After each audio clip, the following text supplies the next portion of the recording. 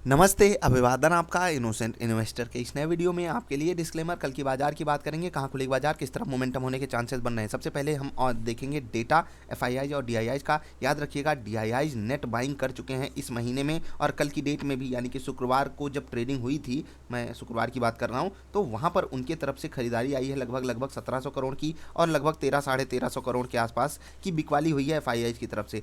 और अगर आप देखोगे, नेट सेलिंग हुई है एफआईआईज की तरफ से इस महीने और नेट बाइंग कर रहे हैं अपने प्यारे डीआईआईज। वो बाजार को नीचे के लेवल पे सहारा देने के लिए तैयार खड़े हैं। कम से कम थोड़ा बहुत तो सहारा उनकी तरफ से हमको मिलने वाला है, इतना हमको अभी के हिसाब से प्रेडिक्शन रखना चाहिए। लोग समझ रहे हैं कि बाजार ऊपर से ठीक ठाक करेक्ट कर चुकी है और इसलिए म्यूचुअल फंड में थोड़ा सा पैसा आ रहा है। अब ये पैसा थोड़ा सा मार्च के बेसिस पे भी आया, अप्रैल में भी आ रहा है, तो इन सब सिनारियों को देखते हुए डीआईआईज का सपोर्ट हमको मिलने वाला है। ऑप्शन डेटा की बात करेंगे, 14,000 पे हमारे लिए सपोर्ट अवेलेबल है।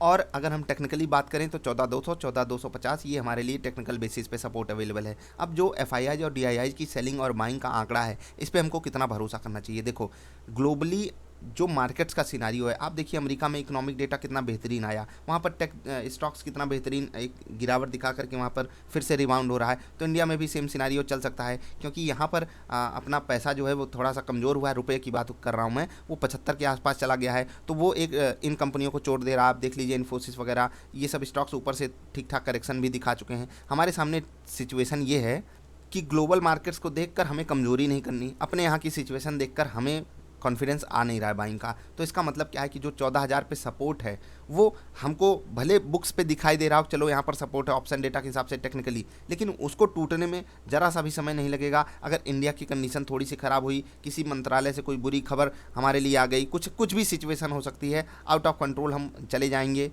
क्योंकि देश ऐसे नाजुक मोड़ पे है जहाँ पर हमारे आपके लिए पैनिक कर जाना बहुत आसान होगा। हेजिंग वाली वीडियो मैंने डाली हुई है, उसको ज़रूर देख लीजिएगा। और जो रिजल्ट वाले स्टॉक्स हैं उनके लिए 10 स्टॉक्स मैंने वो वीडियो डाली, वो ज़रूर देख लीजिएगा। आईसीआईसीआई बैंक कल थोड़ा सा अलग मोमेंटम कर सकता है बाजार से, अच्छा रिजल्ट उन्होंने पेश किया, तो वो वीडियो आप देख लीजिएगा। ये सब हो गई बात। अब कल बाजार कहाँ खुलेगी। डाउ फ्यूचर्स पॉजिटिव क्लोजिंग दिया है और ठीक ठाक पॉजिटिव क्लोजिंग दिया है, 0.25% के आसपास की। बहुत कम केसेस में ऐसा होता है, सोमवार को ऐसा हमने फील किया हो, हमें पॉजिटिव संकेत मिल रहे हो ग्लोबल मार्केट से, तो इस बार मिल रहा है। और दिक्कत ये है हमारे लिए, हम 2 दिन बाद आते हैं और 2 दिन हम कोविड की ऐसी सिचुएशन झेल कर आए रहते हैं। हमारे दिमाग में ऐसा घुसा होता है कोविड कोविड कोविड कोविड चारों तरफ, और उसी को देख करके हम शुरुआत सेलिंग से करते हैं। इसीलिए बाजार, अगर जो कल चांसेस बन रहे हैं बाजार लगभग 30-40 पॉइंट पॉजिटिव खुल जाए, वहाँ से तुरंत एक सेलिंग हमको देखने को मिल सकती है। ये प्रेजेंट सिचुएशन है, मैं आपको बता रहा हूँ। सुबह बाजार का मूड माहौल तुरंत चेंज हो जाएगा। कैसे एशिया बाजारें खुलेंगी, अमेरिका का डाउ फ्यूचर ट्रेड करना चालू करेगा, इन सब चीज़ों को देखकर हम ट्रेंड सेट करेंगे वहाँ पर।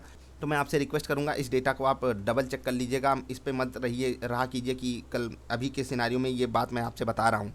और बाज़ारों में जब ट्रेड होता है, डायनेमिकली डेटा चेंज होता है, तो आपको उस पर ज़्यादा रिलाई नहीं करना है, कम से कम इस चीज़ पे। और मंडे के लिए तो ये आप खासकर नोट करके रख लीजिए, ठीक है। तो हमारे लिए सपोर्ट एंड रेजिस्टेंस कहाँ पर है, 14,500 साइकोलॉजिकल सपोर्ट है, प्लस ऑप्शन डेटा के हिसाब से भी सपोर्ट नहीं रेजिस्टेंस है, और साइकोलॉजिकल प्लस ऑप्शन डेटा के हिसाब से भी हमारे लिए एक बड़ा रेजिस्टेंस बन के आ रहा है 14,500 का लेवल। नीचे 14,200, 250 ये सपोर्ट है, 14,000 बहुत बड़ा सपोर्ट है साइकोलॉजिकल। लेकिन मैं आपको एक लेवल बता रहा हूँ 13,910 का, 13,910 से 13,930 ये लेवल आप याद रखिएगा। जब बाजार यहाँ पर आई, यहाँ पर सपोर्ट लेने के चांसेस मुझे 14,000 से ज़्यादा लग रहे हैं। बहुत कम टाइम में ऐसे लेवल्स आइडेंटिफाई करता हूँ, और इस बार मुझे 13,910, 13,930 का लेवल मिला हुआ है। अगर बाजार गिरावट दिखाती है, क्रैश करती है, तो यहाँ पर उसको ज़्यादा बेटर सपोर्ट मिलने की उम्मीद है मेरे हिसाब से, मेरी गट फीलिंग के हिसाब से, मेरी अपनी कैलकुलेशंस के हिसाब से। और ऊपर के लेवल पे 14,550 से 14,575 ये बाजार के लिए बड़ा रेजिस्टेंस बन के आएगा अगर बाजार ऊपर जाती है, प्लस 14,375 से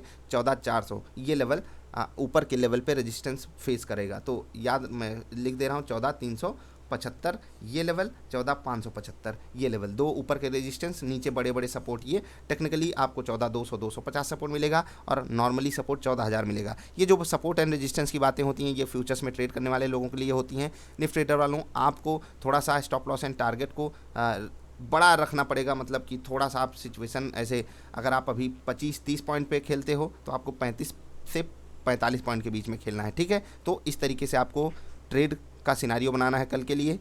गिरती हुई चाकू नहीं पकड़नी है, ट्रेंड पे ट्रेड करना है। इंट्राडे वालों आपके लिए स्टॉक्स बताए गए हैं। ट्रेड जो है आपको 0.6% के स्टॉप लॉस के आसपास करना है। 0.6% से बड़ा स्टॉप लॉस लीजिएगा, उससे छोटा नहीं, ठीक है। तो उसी हिसाब से आप अपने टारगेट्स को बढ़ा रख सकते हो। कल हमारी बाजार प्रेजेंट सिचुएशन के हिसाब से, अमेरिका की इकोनॉमिक डेटा को देखते हुए, अमेरिका में टेक कंपनियों के रिबाउंड को देखते हुए पॉजिटिव खुलने के आसार हैं। सुबह एशियन बाजारें जिस तरीके से ट्रेड करेंगी उसी हिसाब से हम भी ट्रेंड चेंज कर सकते हैं। तो आप थोड़ा सा सहारा ले लीजिएगा मीडिया हाउसेस का। बाकी अभी हम आपसे अलविदा लेते हैं। सिक्योरिटी मानकों का, सुरक्षा मानकों का बहुत ज़्यादा ध्यान रखिएगा। इंटेंस एक्सरसाइज दिन में 2 बार जरूर, गर्म पानी का सेवन जरूर, क्योंकि वही हमको आपको बचाने वाला है। मिलेंगे फिर से, नमस्कार।